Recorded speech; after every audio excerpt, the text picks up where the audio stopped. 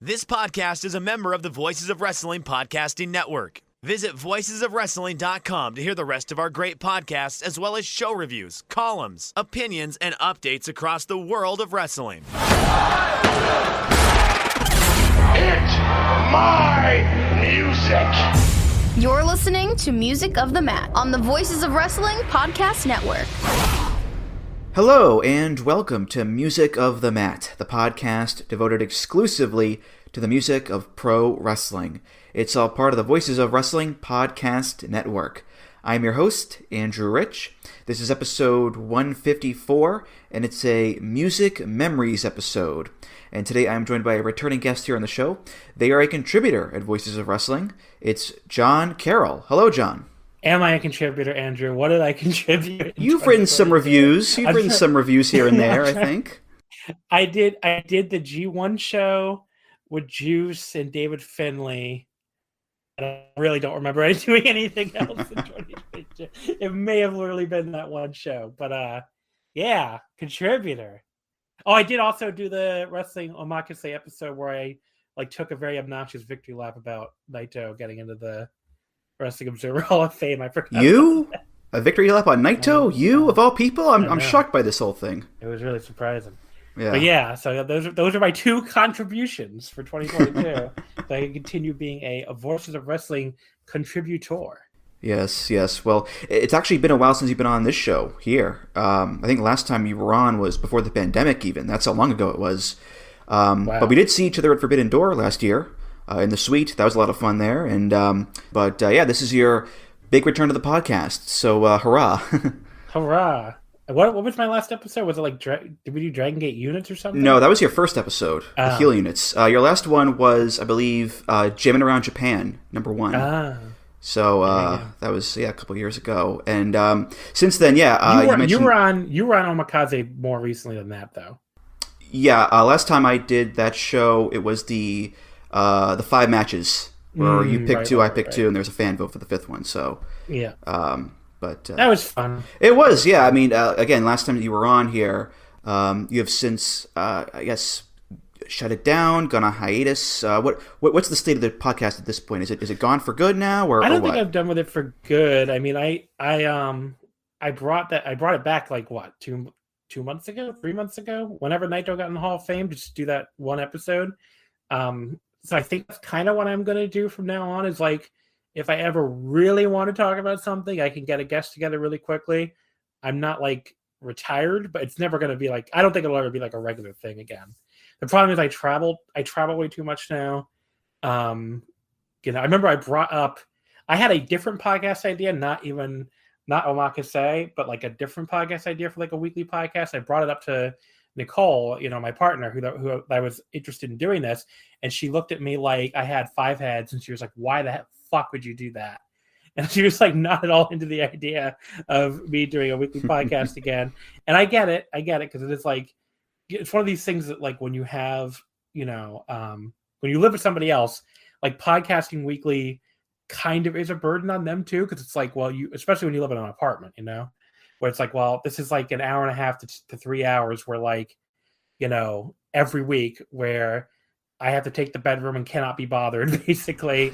And never mind the fact that we, like I said, we travel a lot now, and it's doing it around a travel schedule is kind of weird. I've done podcasts on location before. I did it in Japan, I believe twice. I think we did it in Japan, not the third trip, but the other 2 trips. But yeah, and it's fun, but it's also a lot of, you have to bring the equipment with you, at least the microphone, and you do this microphone I have the Blue Snowball. I've gotten every time I try to bring it in a carry-on bag, they always stop me and take my whole bag apart because they're like, "What the fuck is this?" Every single time I've taken it with, and it's not even just Japan because I've taken it with me. We did an on location episode with the G1 in Dallas show, I think. Yeah, I remember that. Yeah, and every time I've traveled with this microphone, the TSA guy picks my bag aside and they're like, "There's something in here." They didn't know what the hell it was, and I was like, "Oh yeah, it's the microphone probably." And they pulled it. It's like, "This is a microphone." It's like, "Yes, it's a microphone." So travel. That's an added pain in the ass. And I don't know. Even pre-check people don't like that microphone for some reason. But yeah, so I guess it's a very long-winded way to say, I don't know. We'll bring it back when we bring it back, I guess. But I doubt we'll ever be a weekly podcast again, especially when I was doing the Patreon. It's like, man, that felt like a job. Like that really got to the point where it felt like I had a second job. So I don't think I'll ever do that again. But yeah, I never considered doing one for this show ever because, I mean, you know, an episode once every 2 weeks is more than enough work for me with this thing because, you know, a lot goes into it. And I got real life, I got work, I got stuff I want to read and watch and whatnot. So yeah, it'd be too much. It'd be too much for me to do. So I never considered it at all, really. Yeah, it was a lot. I mean, it was nice making actual money from the podcast for the first time. That was cool. But like when I came right down to it, I'm like, I am busting my ass for this money. I'm like, do I really? I mean, I'm not trying to sound like Richie Rich here, but I was like, do I really need this money? Not really. So it's like, I think I'm good. So yeah, I've enjoyed having my free time back. I will say that. So Well, I mean, you're also busy with hockey as well because it's like every night it seems you're either watching on TV or going to MSG or whatever, and you're just sending out 1,000 tweets about, you know, this game and that game, and oh, this O-line doesn't look good, or we got to score here, guys, come on now. And I see these tweets, and it's like, you know, I just smile and wave and keep on moving because it's not my area of expertise at all, but it is yours, and you love it, so good for you, man. What is funny is, so I had like 3 periods where now I pretty much tweet about hockey and wrestling, right? I guess because it's like I still tweet about wrestling plenty. I mean, I had a bunch of tweets about this New Beginning show, and I still, you know, I tweet about Dynamite and stuff. But originally, my Twitter account was a hockey account. So when I went really hard in on wrestling, in like the mid 2010s, all the hockey people who didn't unfollow me were probably doing exactly what you did, scrolling past these wrestling tweets. Like, I don't know what this means. I don't know what this means. Good for you, though. And now I've gone, like you said, more hard on the hockey again. You know, like I said, I tweet about wrestling too, but like hockey and wrestling. So I'm sure all the people that follow me for wrestling tweets are like, what the fuck is this?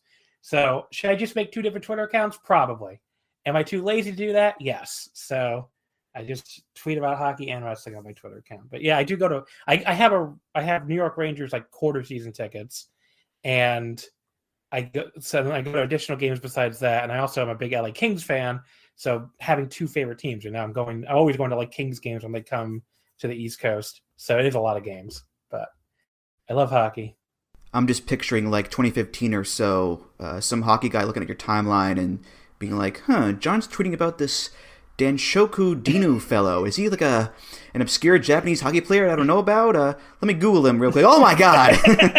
I'm sure something like that probably happened. I mean, I would sometimes retweet like particularly nasty looking GIFs. Like usually like Joshi ones are the ones that always would get the reactions. And I get like a random hockey person would DM me and be like, are these girls really doing, like this happened like 3 times where someone would DM me is like, is this real? And I was like, yeah, they drop each other on their heads a lot. What do you want me to tell you? So it's always the Joshi ones that get that reaction. But yeah, no wrestling fans ever DM me like, are you sure you're okay when I'm tweeting about hockey? Because I do get pretty fired up, but especially about refereeing, because the officiating in the NHL is atrocious. But anyway, not a hockey podcast. So no. But anyway, John, we are here to do another Music Memories episode. And for those that may not know, Music Memories is when I have on a guest to talk about 3 memories from their wrestling fandom that are strongly linked to music in some way. It could be a wrestler's theme, a tag team or stable theme, could be a TV or pay-per-view theme, could be from a game, could be from an album, a movie or show about wrestling perhaps, whatever it may be. And it's not about analyzing the music like we normally do in the show. It's more of a casual conversation about these songs and about these memories and whatnot, and why I picked them. It's actually kind of like, John, again, the Pick 5 Matches episodes that you would do on Omakase back in the day, where it's not about, you know, we have to review this, we have to review that. No, it's about personal choice and personal preference and why you like this stuff. So, yeah, it's kind of in that spirit, I guess, there, John. Were you inspired by me, Andrew? Is that what you're telling me? Well, listen, I mean, I have many influences in my life. Come on now. Okay. I always loved doing the 5 Matches episodes. I mean, they were a lot of fun. Nobody listened to them is the problem. but I mean, like when I look through the listener metrics, retro stuff in general doesn't do as well. But like I enjoy doing them a lot because it was a lot of fun just to like pick matches and talk about why you like them and that kind of thing. And sometimes you do like booby picks. Like I remember when I had Brian on from used to be Street Fight, and I picked Sandman versus Sabu from November to Remember '97 because it's a famously horrible match, but I thought it also kind of fit his whole vibe. And we had a lot of fun with it because it's like really, if you want to watch two people like fall off of ladders repeatedly and like not know what's going on, probably on many different drugs during that match, that is the match for you because it's like not fall off in a cool way, just like they set up a spot. Because I realized falling off of ladders could sound cool. It's not cool, to be clear. Like they would set up a spot and the ladder would just kind of like tip over while in the middle of climbing it, and this would happen like I don't know, like 50 times in a 15-minute match. So that was a fun one. Well, let's get to it then. John, what is your first music memory for us? Okay, so my first pick is the CM Punk theme song from back in the day in the Ring of Honor, Miseria Canter, The Beginning, by AFI.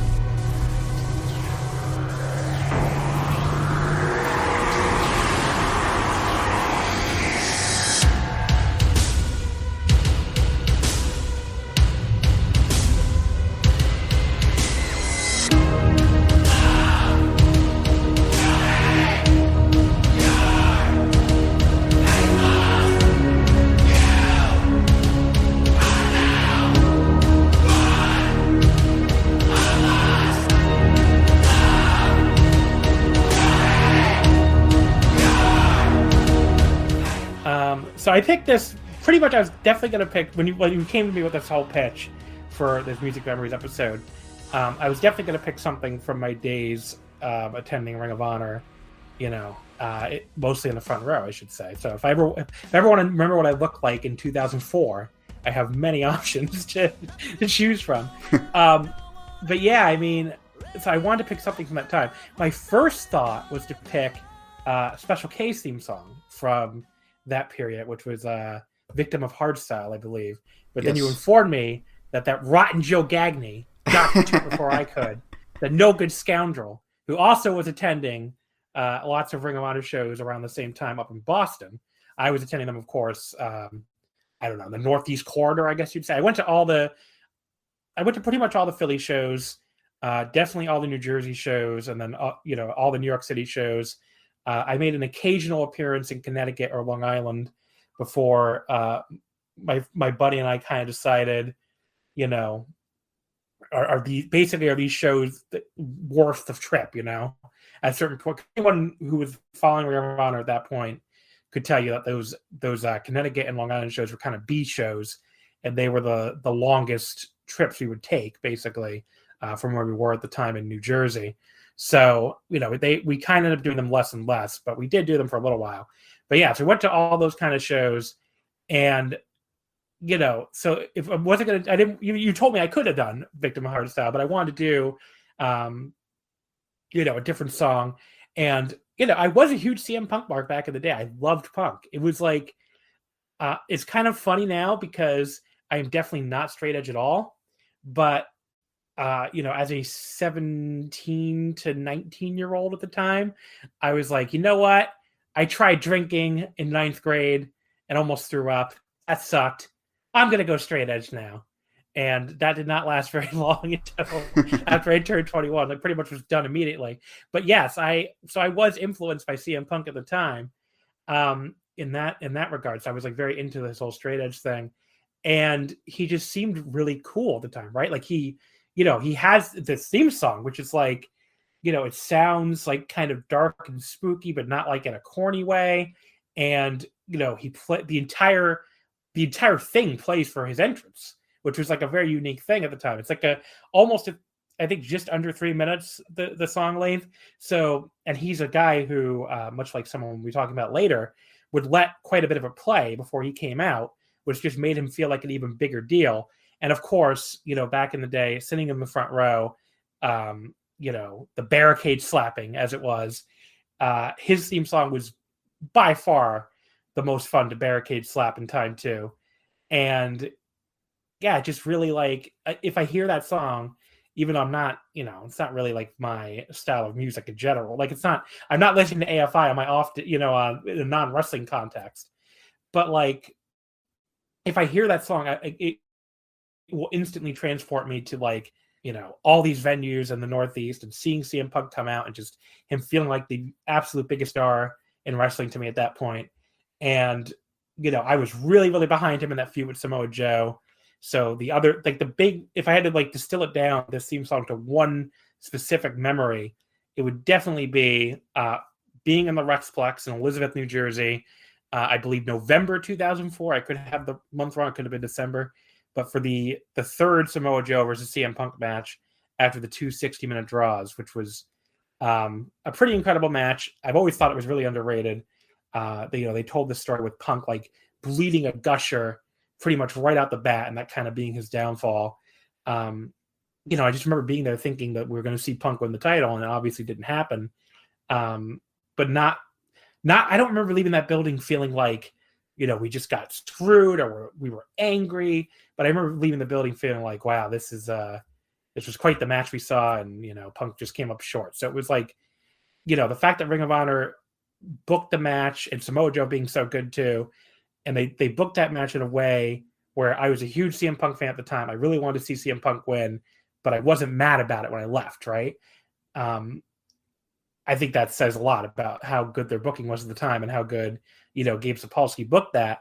And, I think in a lot of ways, I think a lot of companies today would have overthought that and made it either some kind of screw job or some kind of interference or some other kind of bullshit. And it goes to show that sometimes someone can just win clean and it's totally fine. So. Mm-hmm. Yeah, I've said before on the show that I'm doing this big watch of classic ROH from the beginning onward, and right now I'm up to spring of 05. I just finished a show called Back to Basics, and it's funny, you mentioned B shows in Connecticut. That was a show that was a B show in Connecticut, so there you go. And I'm about to watch... Have you been trying to spot my face in the front row? I haven't spotted you yet. No. I don't think so anyway, but I'm about to watch the infamous Best of American Super Juniors show, actually, with good old Dragon Soldier B. Yep, I was there. And, that was Asbury Park, New Jersey. Yeah, but yeah, Miseria Cantare. This is still pre-summer of Punk. He's doing the Jimmy Rave feud and all that, so he still has the song, but at this point he's also wearing the short trunks, and he's got some more muscle mass on him, and it's like, yeah, WWE is going to come calling real soon here, because, he's no longer this, dumpy looking guy in basketball shorts. He looks like a guy that could be actually presentable and on TV. So yeah, it's fun just to see Punk's, literal and figurative growth and change over time as ROH goes along there, where, yeah, Joe versus Punk the year before, it's all about respect and honor and all that, and he's a man of the people, and he's a good guy, he's a babyface, a real fan favorite, and he's in the basketball shorts, and then, a few months later, and he's in the trunks, and he's beating Aries for the belt, and all of a sudden it's the summer of Punk, and he's Mr. Bad Guy, Ultimate Bad Guy, signing his WWE contract on the belt, and all that stuff. Like, yeah, it's such a drastic change from not that long before, and John, you got to be there live for a lot of that stuff. That's pretty cool, I think. Yeah, when I picked two of these theme songs, I'm like, I am gonna flex very hard on how many live shows I've seen, how many shows I've seen in person that were great. Because yeah, the Ring of Honor stuff, pretty much from, I'm trying to think when my first show was 2003. It was that show in Philly with the Bryan Danielson, Paul London 2 out of 3 Falls match. I think it was Epic Encounter. What's the name of it? I believe so, yes. Don't hold me to that. But yeah, that was my very first show. And I wasn't, like I said, quite going to every Philly show, because I remember I did not make it to the Samoa Joe Christopher Daniels Philly show that I think was Glory by Honor in September that year. And I was mad about it because I thought Daniels was going to win the title, which did not happen, obviously. Samoa Joe, for those who don't know, did not in fact lose the Ring of Honor World title in September 2003. But yeah, I remember thinking he was going to win that world title. So I was pissed I wasn't there for that. But yeah, I mean, I can think of like there's two distinct eras of Punk with this theme song for me. There's the Punk that was there when I first became a Ring of Honor fan, who was this heel with the Second City Saints. And, when I got there, when I first started going to shows, he was feuding with Raven. And I was there at the Rexplex for that famous dog collar match. And, I'm kind of I don't know if I still am. I guess I am. I don't know, a heel fan. I've always liked heels. So I was into Punk immediately even as a heel. And, obviously, so you have that distinct era, and then you have like 2004 Punk with this theme song into 2005 before the term, where he, is now like this elder statesman in Ring of Honor, especially after they lost all those guys in the TNA split. And, he's a babyface. So that to me is like another distinct era with this theme song. And then obviously once you get to Summer of Punk, like you said, that's when he starts switching to Cult of Personality, which ironically would be his theme song for like almost the rest of his career. I mean, besides his early WWE stuff with the whatever the fuck that song. This Fire Burns, yeah. There you go. But obviously he switched back to Cult of Personality in WWE, and he used Cult of Personality the entire time in AEW, except for one match. Which, remember when like he used this song for he was with the dog collar match with MJF, I believe. Yep. And like some absolute corn cobs on Twitter were like complaining about it, and like, why didn't they put together a video package to explain the theme song? And it's like, okay. I'm like, one of those things where I want to be like, this obviously sounds very elitist, but like, I'm sorry you weren't there for when CM Punk was really cool, because I don't think he was that cool on AEW at all. I mean, I'm obviously, there were a lot of people that really liked his AEW run, and I thought his AEW run was fine. That's probably a little harsh. I thought it was good, but I don't know if living through the Ring of Honor stuff as a comparison point, maybe a little more jaded on it, but like he didn't come off as cool to me the way he did in Ring of Honor. And it's really hard to go from being like, the cool underground guy to now like the old guy coming back after, whatever it was, 8 years or 9 years, and now kind of being this established figure, at the top of AEW. I mean, he basically was The Rock, like the guy blocking, younger guys, just the way Rock was for him in WWE. And, it's just a very, he didn't click with me in the same way, even though I did like, he had quite a few good matches. And the way he left the company, to me, I don't know. I was very much on the side of the elite in that whole thing. But these are better memories, I guess, of better times when CM Punk was cool, when he wasn't weirdly eating cupcakes while screaming about Target or whatever the fuck. Definitely CM Punk's best period of his career to me. I mean, he did some good stuff in WWE too, I guess, but it's WWE, so what can you really do there? Yeah. I'm curious, you went to all these shows. Did you buy the DVDs of the shows that you went to when they came out? I had so many DVDs for a long time. I lost them in a move. So they're either in my dad's storage unit or they're gone. So but yeah, I wouldn't say I bought every show, but I bought a lot of shows. So I definitely had a lot of DVDs. They also was a period, I don't know when this was. Somebody who has a better memory than me, who used to go to these shows, can probably tell you. There was a period where they raised the price of the front row tickets, and they started giving you a free DVD with your ticket to justify this. I don't know if it was like for a long time, and maybe it was a free shirt. It was a free something. I thought it was a DVD, but I could be wrong. So that would have been another source of DVDs. And then they also ran a lot of like buy two, get one, and buy three, get one stuff. So that would be another way I would get a lot of DVDs at the time. So, but yeah, I had a ton of DVDs. All those moments of Gabe Sapolsky yelling, "Dangerous!" just at your beck and call there for sure. Yeah. Yeah. But, okay, that was number one. John, what is music memory number two? So music memory number two is a song by the name of Dress for Excellence Pyramid by Yohei featuring Aki, and it was the theme song of Dragongate's Blood Warriors.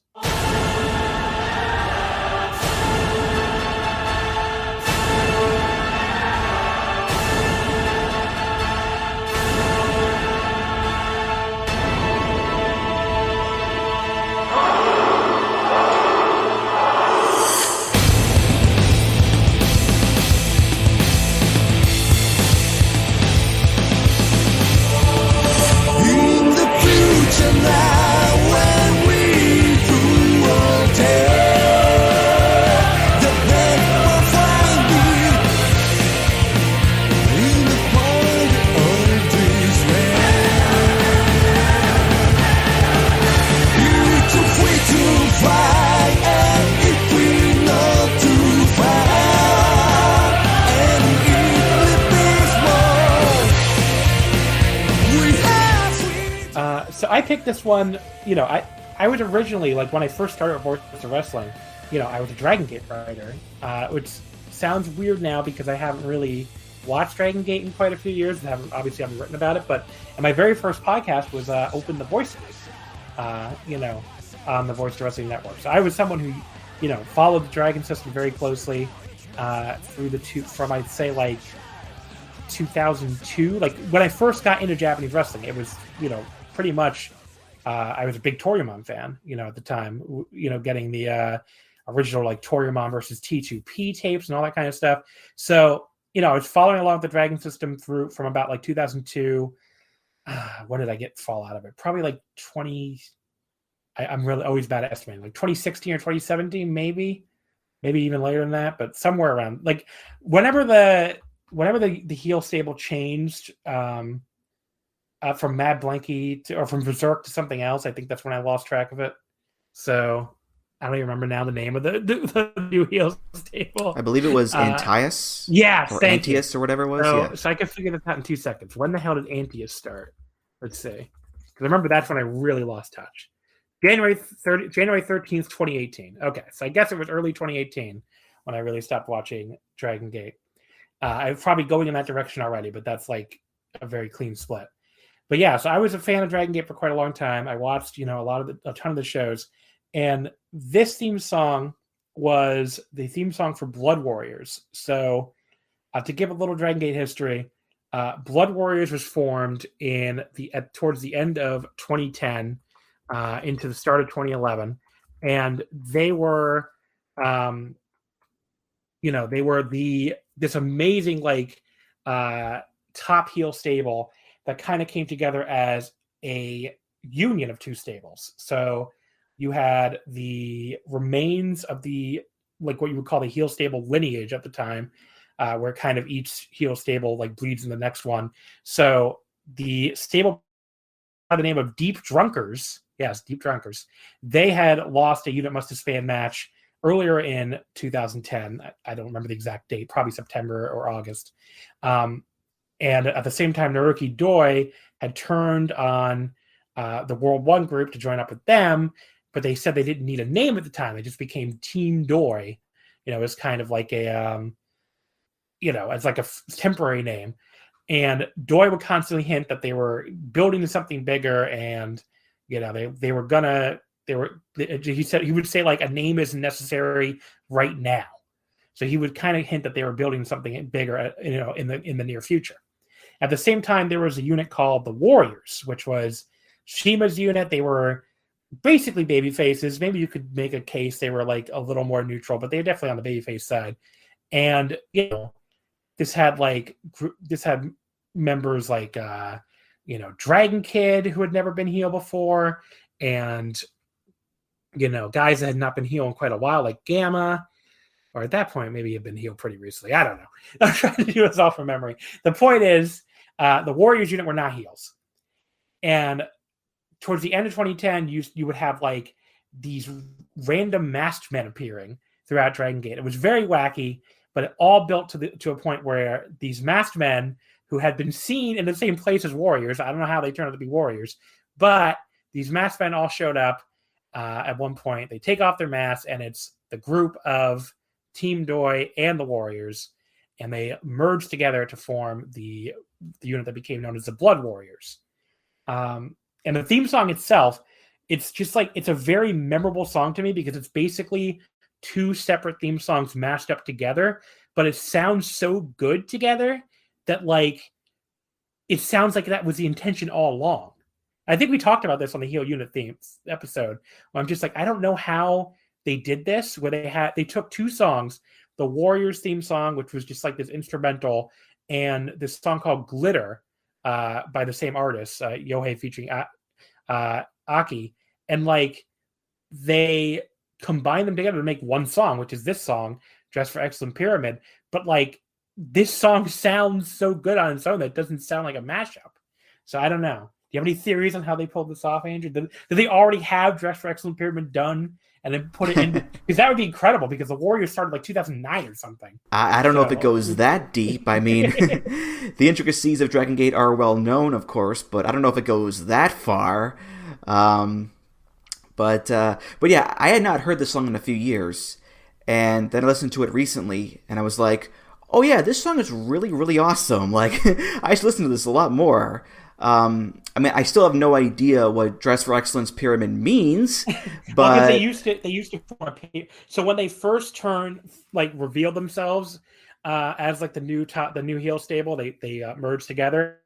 For some reason, they all like formed a pyramid together, like a human pyramid. Okay. So like the pyramid kind of became their thing. So like they would make a human pyramid constantly, because they had a lot of members, obviously, so they could do a human pyramid since they were 2 units together. And it kind of, so like this, the other reason why I picked this, besides the fact that it's just a really dope song, is it's my favorite period of Dragongate. It's just such a cool period where this mega heel unit comes together, and like it evolves throughout 2011, where they kick some people out that don't really fit the heel leaning. Like they kick out, like I mentioned, Dragon Kid. Anyone knows anything about Dragongate, I guess, would probably be like, Dragon Kid was a heel. Not for very long. He got kicked out pretty quickly. And, so they kicked out guys. They forced other stables to like react to them, basically. And they made all these other stables disband and then eventually come together to form their own mega unit, Junction 3. And then Junction 3 and Blood Warriors feuded for the rest of 2011. It was just such a cool period of Dragongate, where like these 2 mega armies just like going at it. And it leads into another cool period too, when Blood Warriors becomes Mad Blanky, which is another great heel unit. But yeah, it's one of these periods where I can hear this theme song and I can see them all come out in my head, and I can think of so many great matches from that period, like Masaki Mochizuki versus Akira Tozawa for the Open the Dream Gate in 2011, which was like an amazing match, and just all sorts of stuff from that period. Like I said, like when Shima and Ricochet challenged for the Dorian Ricochet, I think, actually, for the Open the Twin Gate. Or no, I'm confusing. No, it was Shima and Ricochet. I had it right the first time. Dorian Ricochet was later on. But yeah, I mean, it was just a really, really, really fun period of Dragongate, and you just had no idea, what was going to happen next, leading up to the formation of Junction 3. And that just became this, like, these 2 mega armies going head to head. It was just a lot of fun. So. Mm-hmm. Yeah, I always hear like, oh, the Blood Warriors Junction 3 feud is legendary. It's a legendary Dragongate feud, and I think I've seen a few matches from it here and there, but not the whole thing, obviously, which, can be tricky, I think, with, Dragongate or Japan in general, where if you don't have a compilation, or if, like, the full archive isn't on a service somewhere, full feuds from back in the day could be tough to find. I mean, nowadays, for, like, New Japan World, if you want to watch the Okada Tanahashi matches, or Okada Omega, or Naito Ibushi or whatever, it's all up there. But the older stuff from, like, 10, 15 years ago or onward can be tricky to find if you don't look hard enough to get it, or if you don't have access to someone who has it themselves. So, yeah, I'm sure a lot of it's on the Dragongate network. I'm sure that there are, people who have it on, like, DVDs or Google Drive or whatever, but just, in general, if you don't put in some effort to find this kind of stuff, you might be out of luck there, John, I guess. So the match battle I was talking about was Shima and Ricochet. It's when they beat Dragon Kid and Pac from Junction 3 for the Open. That's one of the matches I've seen. Yeah, awesome match. Yeah, that's from Kobe World that year. Because I was confusing with the Dragon Kid with Ricochet and Naoki Doi, and they would be, because they were both in Blood Warriors, but they would not become a team until they were both in, I think, World 1 International. So later, a splinter group later on, because the units of Dragongate, everybody, especially once you're out of it, it's like this stuff just it flows like a river. Yeah. Yeah, it is tough. Yeah. But yeah, so this is just a really cool song from one of my favorite periods in a wrestling promotion. And I don't know where you would go to watch it all either. Honestly, I haven't watched it all in a long time. There were like multiple people who had Dragongate archives. One of them works for the company now, so I doubt he still has it up. But that used to be a big source. But yeah, I don't know. I mean, Actually, no, he would want to ask. I'm sure Mike Spears has it all. Likely, yeah. I think someone else I might know has it too.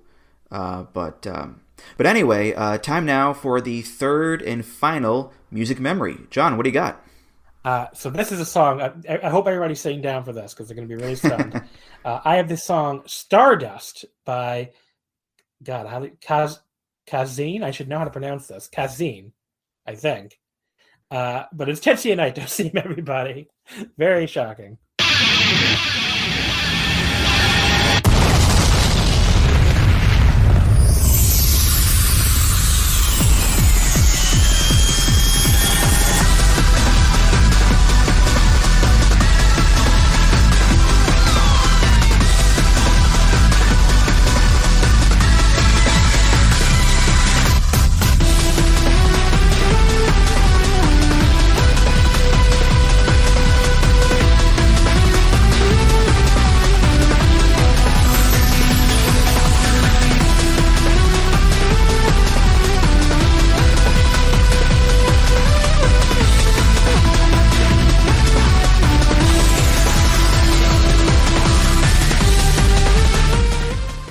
So again, I'm sure everybody's at home is like, John picked Tetsuya Naito's theme? What the fuck? But yes, I did pick Naito's theme song. Andrew, when I picked this one, were you very surprised? I'll be honest, when I thought of you for this, the first thing I thought was, John's going to pick Naito's theme for sure. Just, within a second I thought, John's going to pick Naito's theme. Absolutely. No shocker there. Do you think you knew the other two too? Did I surprise you with the other two, or did you just figure I assumed you were going to pick an ROH one, just because I know you went to so many shows back in the day. So that was one that was also kind of obvious to me, and I figured you'd pick another Japan one as well. So yeah, none of these picks are shocking at all. This is all in line with who I know you to be. So yeah, there you go. Yeah, I thought about doing Taichi's theme too, because again, I'm very well known. That's another one I thought of. Yeah. Yeah, and which I love that song, and it's I just didn't want to do two modern New Japan ones, I guess. But yeah, Naito's theme song. I mean, look, besides the fact that he's my favorite wrestler ever and all that stuff, this song is just a banger. I don't know who the hell doesn't like this theme song, but like, you've been in arenas when this theme song hits. I mean, I know I've been at shows with you. Oh yeah, like the MSG song. MSG, yep, the MSG, yeah. Like when that theme song hits, when that note starts, then you get the explosion. Like, there's nothing cooler. It's such a cool theme song when you're there live. It's maybe the best ever. And then obviously Naito waits for such a long time to come out. And, by the time he's coming out, the song is really like in full swing. It's just one of the coolest theme songs of all time. I don't think there's any, do you disagree about Naito's theme song? Not really. I mean, it's an amazing song. Yeah. It's up there with Okada's theme and Tanahashi's and Nakamura's or whatever. Just so many, high quality, iconic New Japan themes of recent years. And this is one of them, of course. I mean, we've heard it a million times as well, so it's iconic in that sense too. But yeah, this is just a great song. And what's amazing to me is they actually wanted to change it when he turned heel. I mean, I assume you've heard it. They released that Stardust Tranquilo mix. Yep. And I'm assuming that's what they would have changed it. And the Tranquilo mix is a cool song. It's like a cool, I don't mind that it exists really as a cool little remix, but it definitely should not have replaced it. They made the right call not to use it as his theme song, because it just would have, Naito, I believe, he said the reason why he didn't want his theme song to change is because he always viewed himself as like being the same person as he was as Stardust Genius. When he basically wanted to show that he was still the same person as even after LIJ formed, and I just can't imagine him coming out to anything else.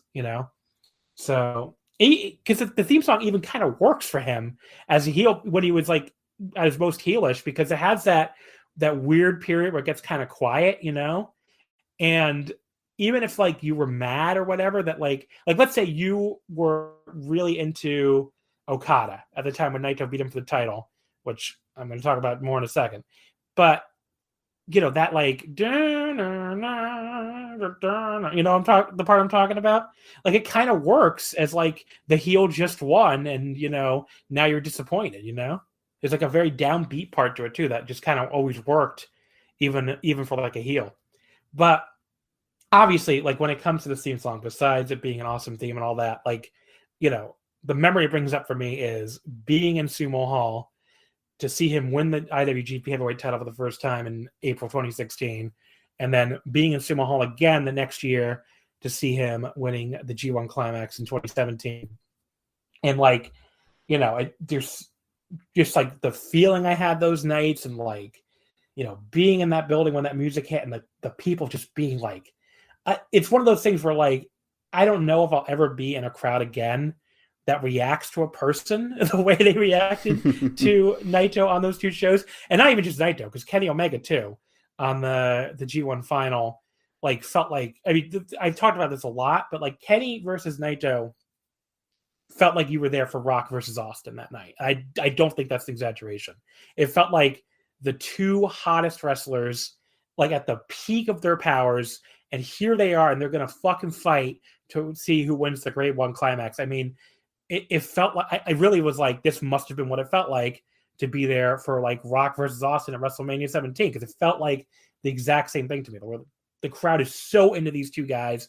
They would like, if these two wrestlers each had told some of their fans to like get in the ring and die for them, some of them might have done it. So that's like the connection they had with the people in that crowd. So like, you know, this theme song takes me to that moment instantly. It takes me to, because obviously it plays after he wins too.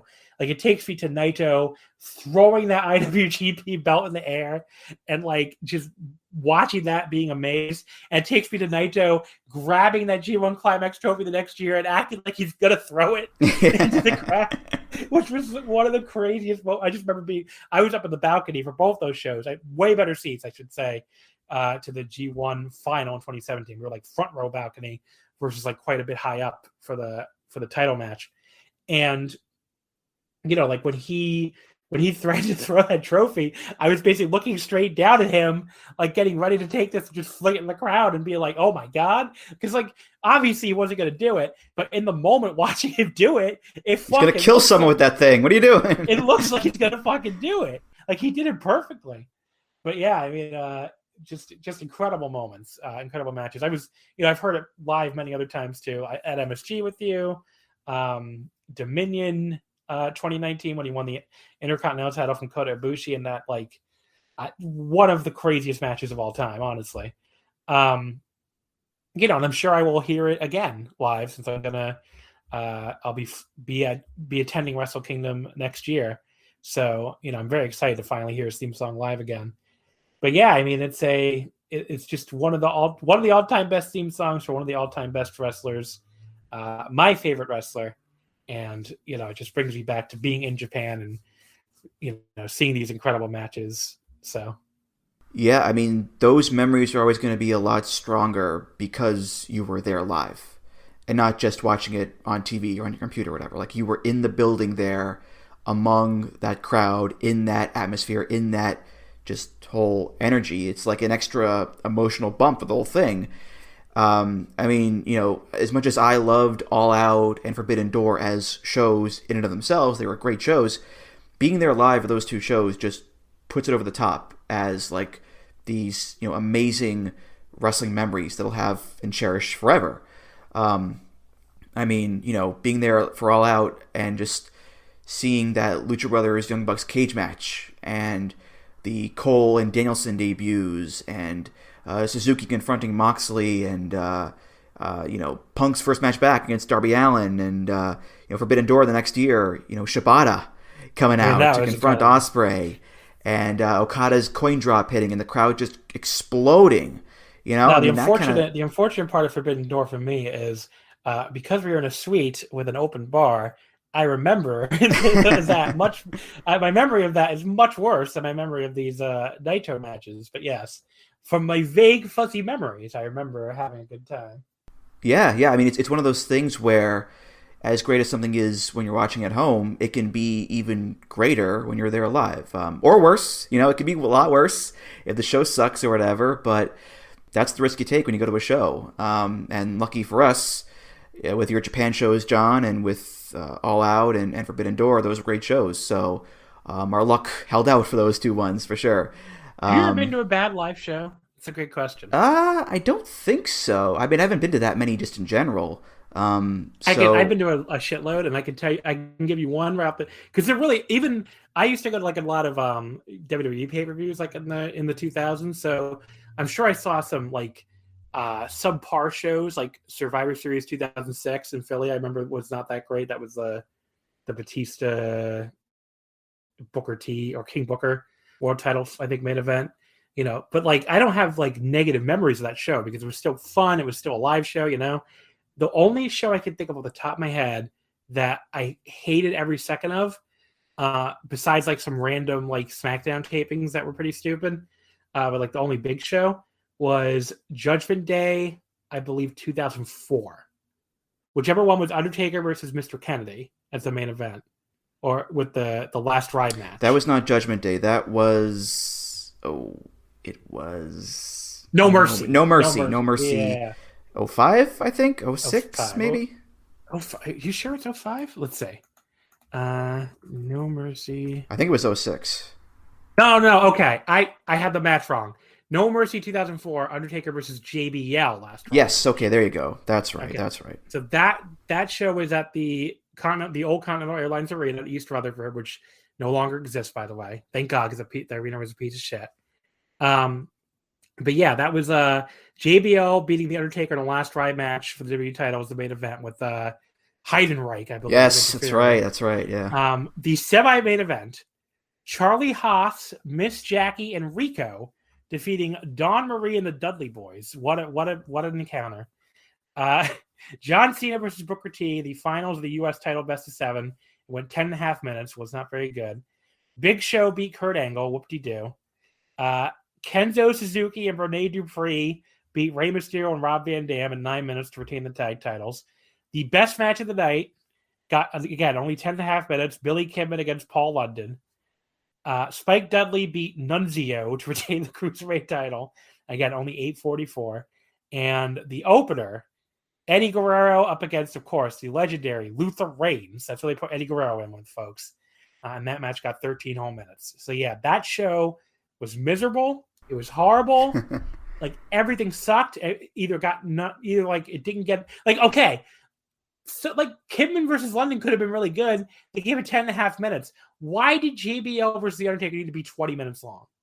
Especially if it's going to end with like a fucking Heidenreich run-in finish. Like this show was like designed to be horrible. It really felt that way. So like I don't know. Horrible show. It's the only show I could think of off the top of my head where I'm just like I hated it. It was miserable, and I really wish I hadn't gone. For the most part, even like mediocre live wrestling is still live wrestling, So it's still fun to a certain degree. But then again, I haven't gone to a WWE show since 2009. So maybe if I had gone to more of these WWE pay-per-views since then, I would have a lot more negative live. It'll balance out the scales. Yeah. Yeah. Exactly. Yeah. But all right, well, that's going to do it for this episode of Music of the Mat. Thank you so much for listening. And John, thank you so much for being here. I know it was a long time coming, but we got you back on, and this was just a lot of fun, man. Thanks so much. Yeah, I had a great time. Thanks for having me on. Any plugs you want to give? Go right ahead. I don't know. I don't have anything to plug at all. You can follow me on Twitter if you want to read why the fuck didn't you call this penalty ref like a million times per week. So there you go. And Music of the Mat is, of course, part of the Voices of Wrestling podcast network. You can find all the great shows on there at voicesofwrestling.com. Follow the show on Twitter at Music of the Mat. Follow me on Twitter at Andrew T. Rich. voicesofwrestling.com/Discord for all discussions and comments. voicesofwrestling.com/donate. For any donations, just click the big donate button beneath the name Music of the Mat. If you donate, hey, thanks so much. You're awesome. And of course, rate, review, subscribe to the show on Apple Podcasts, Google Podcasts, Spotify, and many other places. John, thank you again, and I'll see you around. See you around, buddy. All right, for John Carroll, I'm Andrew Rich, and I'll see you next time on Music of the Mat. Take care, guys. Music of the Mat is intended for entertainment and information purposes only. The songs used throughout this show are property of their respective copyright holders.